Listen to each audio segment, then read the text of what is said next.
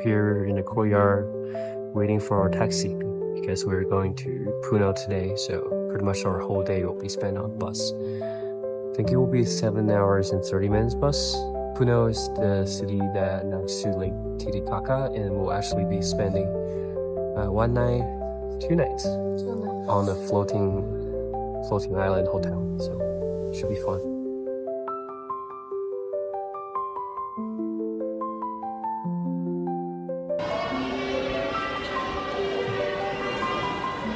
This is the bus terminal.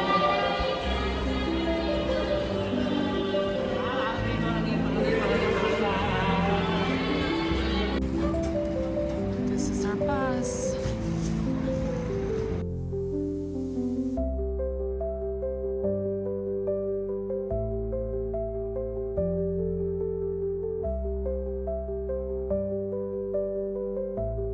Right, we've got on this fancy little bus. It's really comfy. It's better than I thought. Yeah, Because that's what I've sent in the message. we've got this kind of like recliner style Yeah, seat. put it on all the way. Yeah, and You're we laying down. got individual curtain here, and we're also on the second floor. We initially planned on flying to Puno from Cusco, but it was crazy expensive. And doing that will only take us to Juliaca, not directly to Puno. And we also have to find other ways to get to Puno from Juliaca. So after weighing the two options, taking bus is obviously the better choice, and plus you'll get all these beautiful Andean views. 6 hours later. As the 5th highest city in the world, Puno is situated at an elevation of 3,830 meters above sea level. But as a city, the infrastructure is super basic. The main attraction here is that Puno is the gateway to the stunning Lake Titicaca from the Peruvian side. So definitely come prepared due to the high altitude, but also due to its low temperature in spring and summer.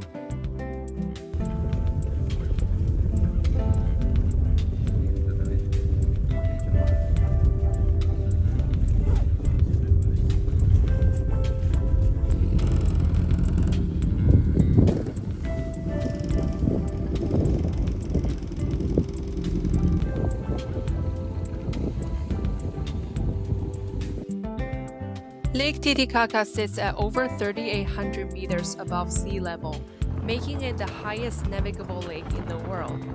Spanning 8,300 square kilometers, it's the largest lake in South America by volume and lies on the border between Peru and Bolivia.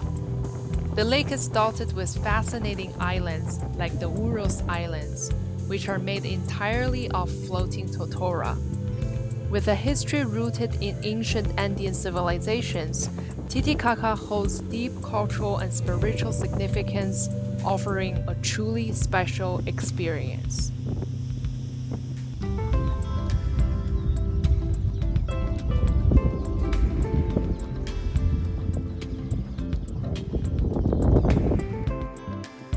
We just arrived at our hotel on the floating village. Lake Titicaca. There's a really cute balcony.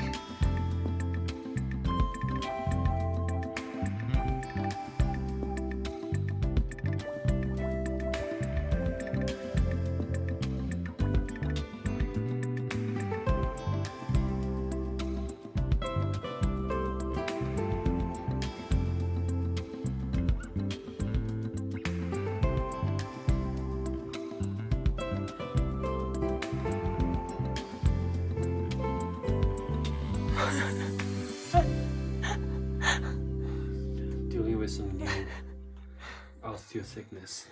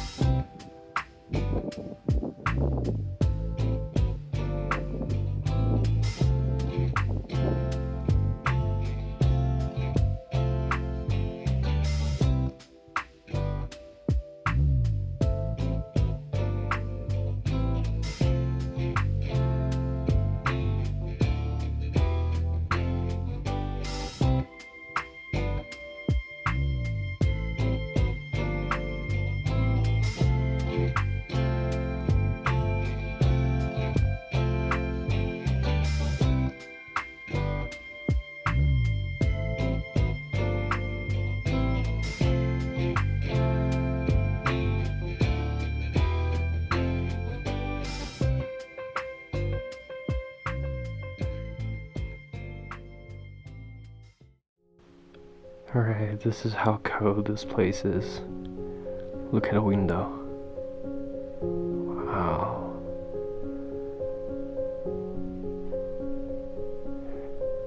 Yeah, so basically we were only able to turn on the heater for 2 hours last night because it got those kind of like a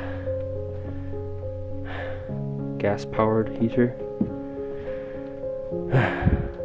And also look at how many layers they have here. 1, 2, 3, 4, 5 layers of blanket.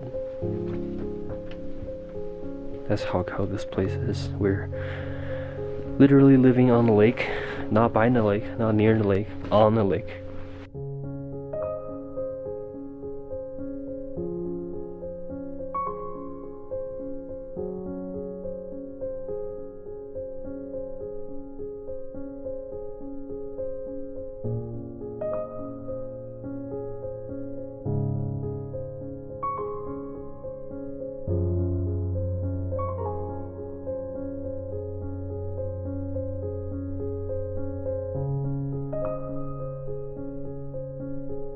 It's an incredible feeling to be on a floating island, because everything that I can see here is made from totora, a kind of plant primarily found in this region.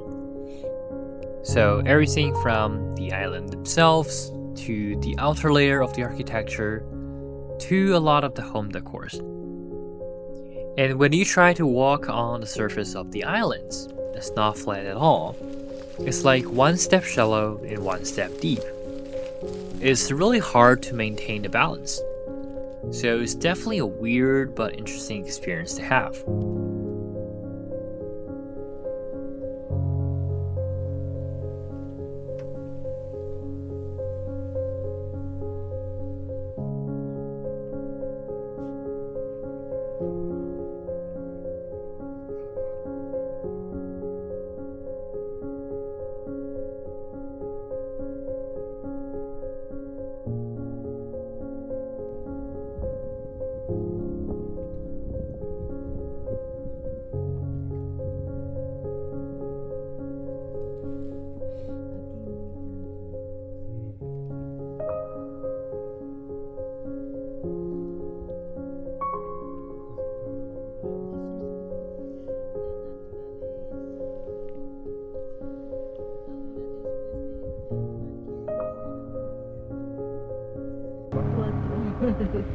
Mamá, papá y 2 hijos. Uno hijo y una hija. Carachi, pescado de lago. Pejerrey, truchas y trout. Él pesca, no hace crecer, él come pescado a los nativos del lago. La trucha es de 7 a 5 kilos. Mucho.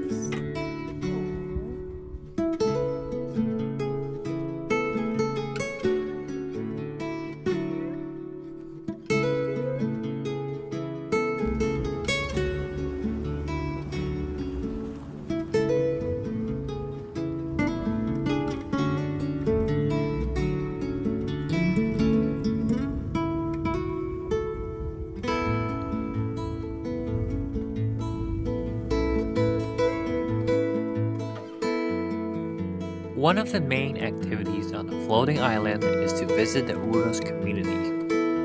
Unlike many other floating islands that have been converted into hotels, communities like this one are exclusively used by Uros indigenous people.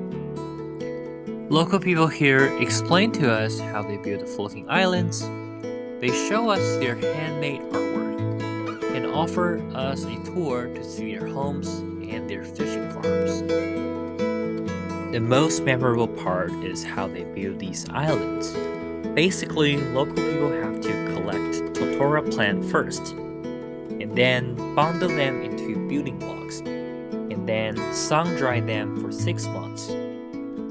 When multiple blocks are pieced together, they become the foundation of the island. Then they have to keep adding new totora on the top to keep them dry. Local people also need to tie the islands to the bottom of the lake so that they don't end up in Bolivia when they wake up in the morning.